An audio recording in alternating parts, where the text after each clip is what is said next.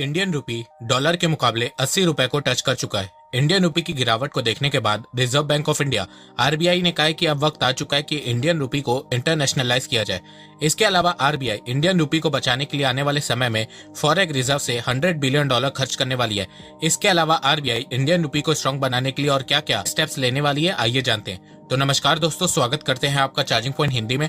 दोस्तों, आज के इस वीडियो में हम जानेंगे कि इंडियन रूपी को इंटरनेशनल करने से भारत को क्या क्या फायदा होगा और क्या आने वाले 5 साल में $1 इज इक्वल टू 50 रुपीज हो सकता है।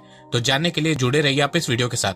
आइए सबसे पहले शॉर्ट में समझाता हूँ कि इंडियन रूपी गिर क्यों रहा है। इंडियन रूपी की वैल्यू के गिरने के पीछे कई कारण हैं, जैसे कि भारत का इंपोर्ट बिल बहुत तेजी से बढ़ रहा है और भारत के इंपोर्ट के बढ़ने के पीछे सबसे बड़ा कारण क्रूड ऑयल है।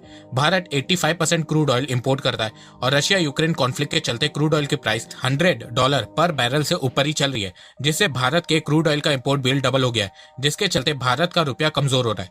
इसके अलावा अमेरिका में इन्फ्लेशन 40 सालों में सबसे ज्यादा है, तो अमेरिका में इन्फ्लेशन को कंट्रोल करने के लिए वहां की फेडरल रिजर्व ने अपने यहाँ लोन के इंटरेस्ट रेट को बढ़ा दिया है और डॉलर की सप्लाई को बहुत कम कर दिया है। इसके चलते डॉलर इंटरनेशनल मार्केट में स्ट्रांग होता जा रहा है, जिसके चलते सभी करेंसीज डॉलर के मुकाबले कमजोर हो रही हैं और इसमें इंडियन रूपी भी शामिल है।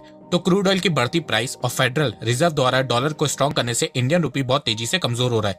तो इस प्रॉब्लम को सॉल्व करने के लिए आरबीआई ने कुछ डिसीजन लिया है। अब वो डिसीजन क्या है, आइए एक एक करके बात करते हैं। आरबीआई ने पहला डिसीजन ये लिया है कि भारत अब दूसरे देशों के साथ ट्रेड करते समय रुपए का इस्तेमाल कर सकता है। देखो, भारत जितनी भी आज ट्रेड करता है वो अमेरिकन डॉलर में करता है, आना होगा, जिससे दूसरे देश भारत के कुछ प्रोडक्ट पे डिपेंडेंट हो जाए और भारत उन प्रोडक्ट को सिर्फ रूपी में ट्रेड करे। इसके अलावा भारत के जो फ्रेंडली कंट्रीज हैं उन देशों के साथ भारत को कुछ डील्स करनी होगी, जिससे भारत कुछ एटेबल है। इंडियन रूपी फ्यूचर में इंटरनेशनल करेंसी बनेगा ही बनेगा, क्योंकि भारत का ट्रेड बहुत तेजी से बढ़ रहा है और इस समय दुनिया में इकोनॉमिक क्राइसिस शुरू हो गई है। तो इस क्राइसिस से भारत को बचाने के लिए इंडियन गवर्नमेंट को ये स्टेप लेना ही होगा। इसके अलावा रूपी को स्ट्रांग बनाने के लिए आरबीआई बहुत मेहनत कर रही है। आरबीआई ने संकेत दिया कि आने वाले समय में रूपी को स्ट्रांग बनाने के लिए आरबीआई फॉरेक्स रिजर्व से $100 बिलियन यूज करेगी, क्योंकि इस साल रूपी अब तक 7.5% डेप्रिशिएट हो चुका है। भारत का फॉरेक्स रिजर्व $580 बिलियन का है। आरबीआई का कहना है कि भारत ने ये फॉरेक्स रिजर्व बुरे समय में यूज करने के लिए जुटाया था और ये सही समय है फॉरेक्स रिजर्व को यूज करने का। अब आप सोच रहे होंगे कि फॉरेक्स रिजर्व से आरबीआई कैसे इंडियन रूपी को स्ट्रांग करेगा। तो देखो, आरबीआई $100 बिलियन मार्केट में रिलीज कर देगा और डॉलर्स की जगह उतने ही वैल्यू का रूपी को ऑब्जर्व करेगा। इससे रुपए की वैल्यू डॉलर के मुकाबले थोड़ी बहुत स्ट्रांग होगी।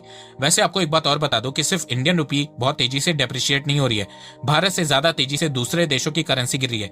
यूरो इस साल 13% गिर चुका है, पाउंड 14% और जापानीज येन 20% गिर चुका है। आइए अब आते हैं फाइनल कंक्लूजन पे कि क्या आने वाले 5 सालों में इंडियन रूपी की वैल्यू स्ट्रांग होगी।